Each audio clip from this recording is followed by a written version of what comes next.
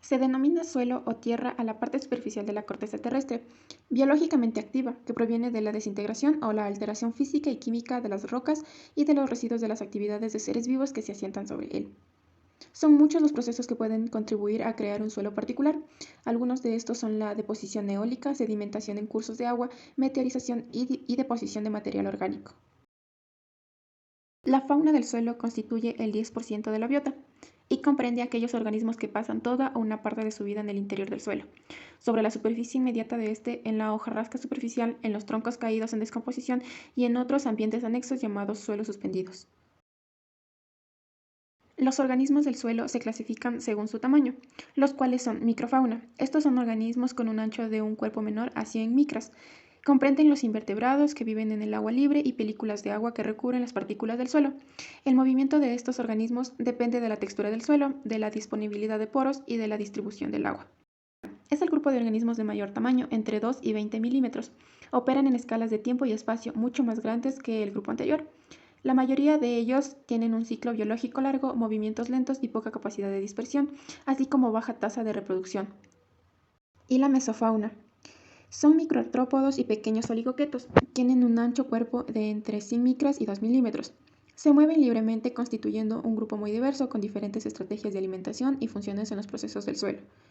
Pueden ser desde bacteriófagos hasta depredadores, pudiendo afectar la velocidad de descomposición y mineralización de la materia orgánica. Su efecto sobre la estructura del suelo es limitado, aunque pueden ser importantes en la formación de los microagregados de algunos suelos. Muchos organismos que componen la microfauna, mesofauna y macrofauna edáfica tienen verdadera importancia en las transformaciones de la materia orgánica y las propiedades físicas del suelo, estableciendo canales y poros que favorecen la aireación, el drenaje, la estabilidad de agregados y la capacidad de retención de agua, y siendo considerados por ello micro y macroingenieros del suelo y del ecosistema.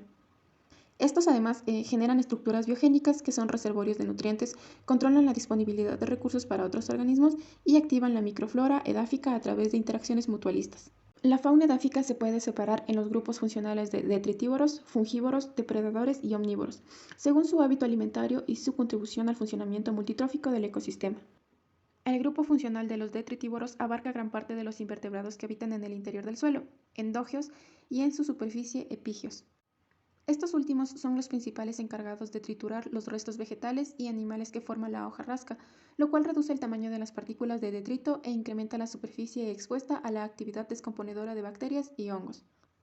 Sin la acción de los organismos detritívoros, se hacen más lentos los procesos de descomposición de la materia orgánica y el reciclaje de nutrientes en el suelo. Los fungívoros, como ácaros astigmados o paurópodos, son comedores de hongos. Los depredadores consumen invertebrados y pequeños vertebrados vivos, de forma que modifican el equilibrio de sus poblaciones, el balance entre estas y los recursos disponibles en el ecosistema. Los omnívoros consumen todo tipo de material de origen vegetal o animal. Sistemas con elementos arbóreos, mayor cobertura sobre el suelo, estabilidad de la temperatura y humedad edáfica y más altos tenores de materia orgánica incrementaron la diversidad y abundancia de los macroinvertebrados edáficos y en especial de grupos detritívoros. Pero por el contrario, los sistemas de intenso laboreo con uso de maquinarias y fertilización química, con alta compactación y bajos contenidos de materia orgánica, tuvieron una mayor degradación edáfica en conjunción con la pérdida de la calidad biológica del suelo.